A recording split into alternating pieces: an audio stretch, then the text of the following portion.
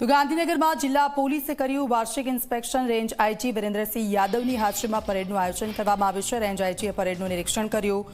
Police અધિકારીઓ અને કર્મચારીઓ વાર્ષિક પરેડમાં જોડાયા છે। પોલીસ કર્મીઓએ અલગ અલગ ઇવેન્ટો રજૂ કરી છે। પોલીસ કર્મચારીઓ જોડાયા છે અને તે લોકોએ અલગ અલગ ઇવેન્ટો રજૂ કરી છે।